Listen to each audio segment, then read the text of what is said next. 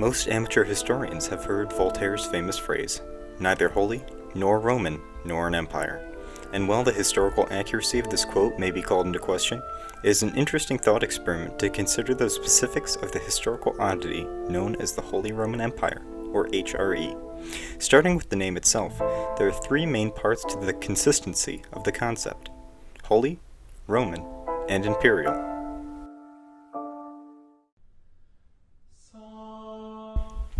The association with holiness is one of, if not the most core value in the idea of the HRE. The Holy Roman Empire was bonded together by a hodgepodge of personal and political relationships between a myriad of hierarchical forces. Chief amongst them, especially in its formative years, was the papacy and Roman Catholicism. Roman Catholicism was a consistent unifying factor for much of Western and Central Europe, being used for purposes of legitimacy and policy. This stood doubly for the HRE, wherein the emperor drew power directly from the current pope, even being crowned by them on numerous occasions. In addition to these factors were a multitude of Christian-based ceremonies aimed at justifying the holiness of the empire's actions. Overall, the basis of the HRE's existence was centered around a unification of Roman Catholicism and the backing of its religious institutions.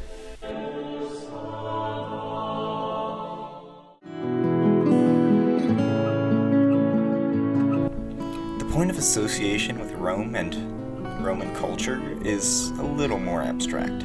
This idea comes directly from the papacy and the foundation of the title of Holy Roman Emperor.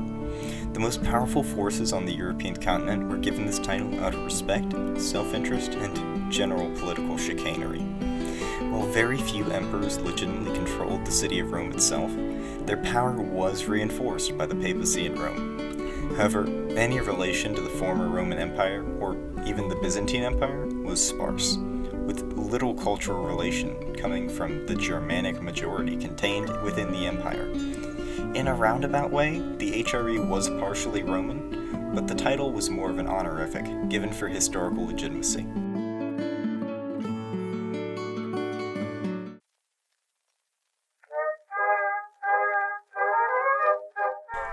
This final point is one of some contention, and I may include some of my own biases and opinions in the definition of the HRE's imperial status. In somewhat bare terms, an empire consists of a multitude of states, cultures, and institutions, centralized under a single authority.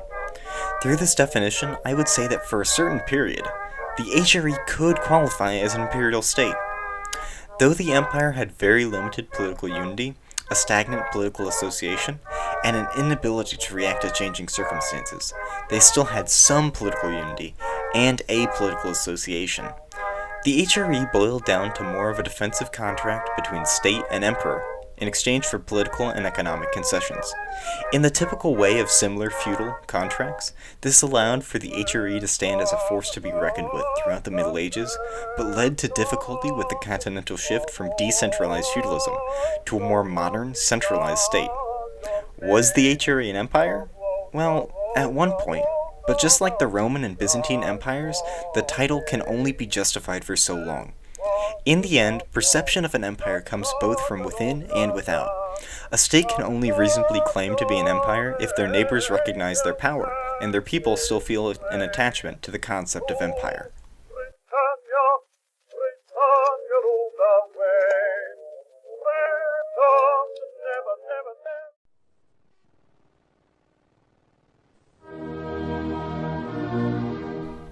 The title of Holy Roman Emperor was originally not an actual title, as we consider Qing or Persian emperors today.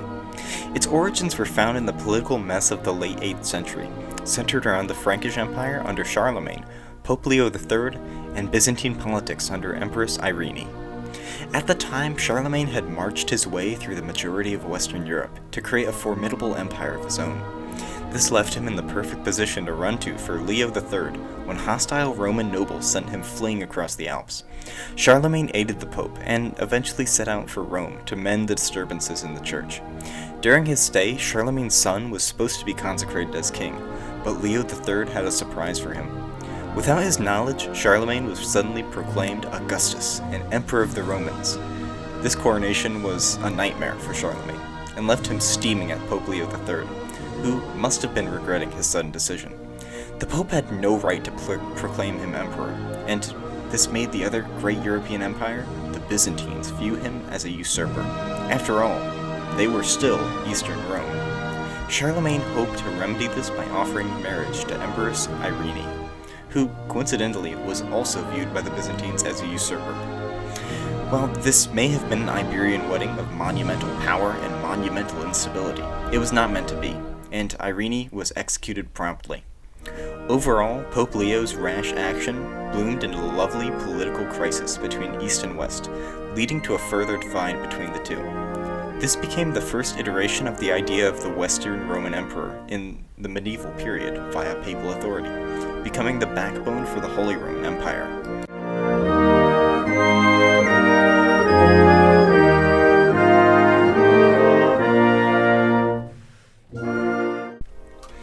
A similar story exists with the genuine foundation of the Holy Roman Empire, circa 962 CE. King of the Germans Otto I had a similar romp through Central Europe as Charlemagne, carving out a large kingdom and eventually securing the title of Holy Roman Emperor for himself and his son Otto I under Pope John XIII and Leo VIII. These figures laid the foundation for the HRE both politically and psychologically, expanding their influence throughout the medieval period. This was also the point in time where the elector system and decentralized feudal system became more popular in the empire. The participation of Frederick I during the Third Crusade led to greater recognition of Central European continuity. The mid-13th century, however, proved to be the height for the empire and its greatest period of political power. It could only go down from here.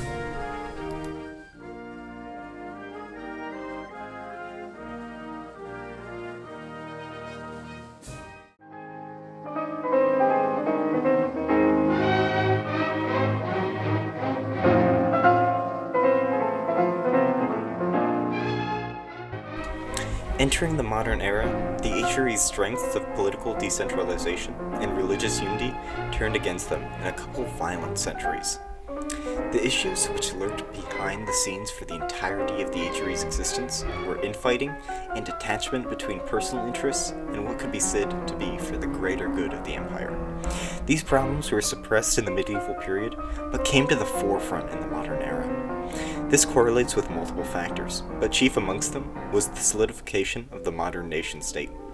By the 15th century, states began to solidify their statuses as individual nation-states, with ratified borders alongside developed diplomatic and administrative sectors.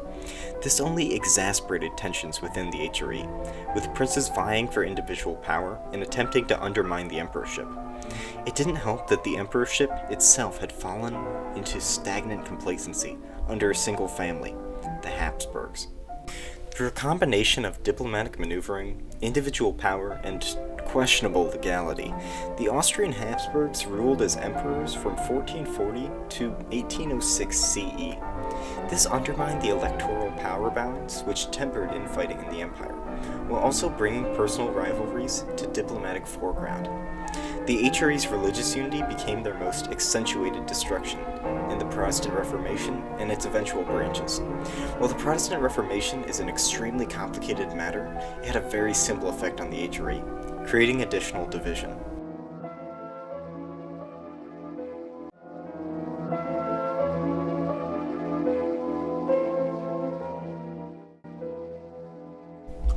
Without religious and political unity, the HRE was easily fractured in the bloody 30 Years' War and split internally in following conflicts. By the time of its destruction by the artillery-bearing hands of Napoleon, the Holy Roman Empire was merely an honorific. As it stated, certainly neither holy nor Roman nor an empire. Nearly 9 centuries had brought a great amount of change to a concept, and while the adage cannot be consistently applied, Voltaire's saying certainly rang true for his time and the future.